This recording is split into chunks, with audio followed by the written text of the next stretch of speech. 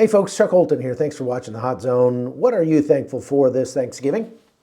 I can tell you what I'm thankful for. I'm thankful that these lights are on. Here in Kyiv, Russia keeps hitting the power grid over and over and over again. Today they launched 31 missiles at the city of Kyiv. All but 10 of them were shot down or neutralized somehow. But those 10 hit 6 infrastructure places, locations. The water is now shut off. They say they're repairing it and should have it back up and running at some point. The power is out for more of the city than it was before. We've had rolling power outages now for some time. And as Russia continues to pound at the power grid, it's really amazing that we have electricity at all.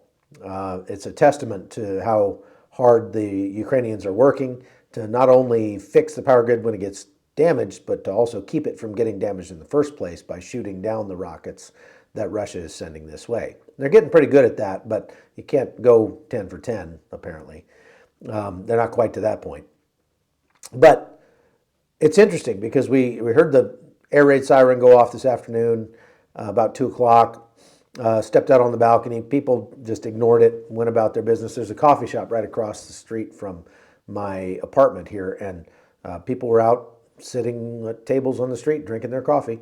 And then we started hearing explosions. We heard one pretty substantial one that kind of shook. I could feel it more than hear it. And so I was like, ooh, that was an explosion. So I got up and went outside, and we heard several more explosions. And there were about 10 in all. Now, some of those booms we heard were probably from the anti-aircraft or anti-missile systems that were, because they sound like an explosion when they go off and shoot up into the air to take out those missiles. But our power flickered a little bit, but never went off. It hasn't gone off all day. And that's pretty amazing. But the water did go off all over the city. They shut off the entire water system. I guess that got damaged. So they're trying to fix that now. Russia has, just today, right before they launched all those missiles, they were designated as a state sponsor of terrorism by the European Parliament. And as if to underscore that point, they fired all these missiles at a civilian area, of 3 million people. This is almost Russia admitting that it cannot win this war, because no matter how much they pound Kyiv, the people here are not going to change their minds about wanting to be Russian. They all say they would rather freeze to death this winter than be under the thumb of Russia. And when you hear the stories coming out of Kherson of what it's like under Russian occupation, I tend to agree with them. Living under Russian occupation is a fate worse than death, practically. So, the people here, just 5 minutes after the missiles hit, were going about their business again. They were still walking around on the streets while the missiles were hitting. We went and had lunch shortly thereafter with one of the president's cabinet, and he didn't seem overly concerned or busy or anything. It was just like, another day at the office. The Ukrainian people have become very inured to this. And again, Russia doesn't have enough missiles to actually destroy the city of Kyiv. They don't have enough missiles to destroy the whole country. There are many places in this country that have never been hit by a missile yet. And so really all they're doing is just being like a petulant child that's, not getting its way, and so it's angry and throwing a fit. And the people here in Kyiv seem to be pretty much more annoyed than anything. Then it's just kind of like, not again.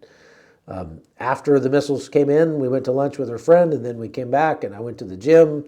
The lights were on in the gym. I had a nice workout. There were a bunch of people in the gym working out, and came home, did a live hit. My internet's working just fine today. So that's what life is like right now in the city of Kyiv. The lights are not off over the whole city. These rolling blackouts go like building to building or city block to city block. So we'll be without power for a couple of hours, and then the power come back on and go off at the building next to us. Throughout all that time, they're doing their best to keep the power on for businesses so that they don't shut down the economy, and that's pretty smart. And I even saw a huge digital LED billboard the other day, all lit up. I don't know if those guys have a big generator or what, but that seems like kind of a waste if you ask me. So it's not as good as it sounds, and it's not as bad as it sounds. I'm not trying to make the case that everything's hunky-dory here in Kyiv or in Ukraine. There are thousands of villages that have no power at all, thousands of places that have no water at all, and things are getting steadily worse as the Russians continue to pound away at the power grid and the infrastructure. The Ukrainians are doing yeoman's work to try to keep the lights on and try to keep them on in a way that's smart enough to let you charge your devices all up, go without power for a while. About the time your devices get low, the power comes back on, you can recharge. One of the things that's happening is that in the south, the Ukrainians have pushed across to what's called the Kilburn Spit, which is just a peninsula of land that sticks out kind of to the south of Kherson and Mykolaiv. And by crossing the water and making a waterborne operation onto that spit and getting a foothold there, what that enables the Ukrainians to do is completely go around the defenses that the Russians put up along the river between Kherson and East Kherson. And so that will kind of complicate things for the Russians. The weather's been pretty cold, and the Ukrainians say that we're not going to let that stop us. We've got momentum, and we're going to keep that momentum. We're going to keep pushing. It seems like they have been. The Russians have not taken any net ground in Ukraine since early September. So that's nearly 3 months now that, about 3 months that they've not made any net gains whatsoever. So tomorrow's Thanksgiving, and I hope you will have a great one, spending it with your family and loved ones. Here, my daughter Amy and I, there's Amy over there, are going to be here without our family, and so we're going to spend Thanksgiving with Christian Hickey, this guy that we spent last week with in Kherson, an American Green Beret and his family who live here in Kyiv now, and their crew, so it's going to be 10 or 15 people. And we've all got plenty to be thankful for sure. And I hope that by watching this, you'll have a few more things to think about. Just those simple things of being able to flip a switch and turn the lights on, or turn a faucet and get water out of your tap. Those are incredibly complex systems that we almost never think of. But when somebody throws a grenade literally into those systems, they get scarce, and you tend to come to appreciate them all the more. I know I do.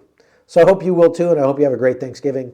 Thanks for watching. Thanks for listening. We've got a lot of good stuff coming in the next few days, and we'll be doing some traveling next week around the country and bringing you some stuff from the front lines. So stay tuned. Thanks for watching. I'm Chuck Holton.